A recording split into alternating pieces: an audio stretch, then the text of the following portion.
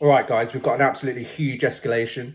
The Pentagon has just ordered around 2,000 US troops to deploy to the Middle East, right in the middle of this ongoing conflict with Iran. And this is the kind of move that suggests things might be heading in a much more serious direction. So here's what we know. The US is sending roughly 2,000 soldiers from the 82nd Airborne Division, which is basically a rapid response unit that can deploy anywhere in the world very quickly. These aren't just standard troops either. They're part of what's called the Immediate Response Force, meaning they can mobilize within hours if needed.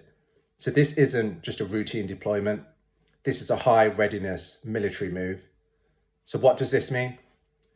When you combine this with everything else that's happening right now, US Marines are already moving into the region, warships are positioned nearby, and airstrikes and retaliation are ongoing.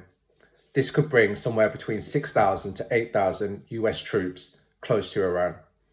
So even though there's still talk about diplomacy, the military buildup is clearly increasing. So why does this matter? Well, this is where it gets serious, because deploying airborne troops like this gives the US options. This could mean deterrence, trying to pressure Iran, a rapid response if things escalate further, or even preparing for potential operations on the ground. And what's interesting is Trump has been saying he wants a diplomatic solution, but at the same time, he also said he won't rule out sending troops. So what's the bigger picture? Well, zooming out for a second, this is all happening in the middle of what's already one of the biggest US military buildups in the region in years.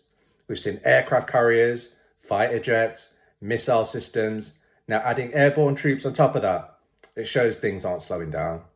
So right now, this looks less like de-escalation and more like both sides preparing for what could come next. And if this continues, this situation could get a whole lot more serious very quickly. I'll keep breaking these updates down as they come in because things are moving fast. Thank you for watching.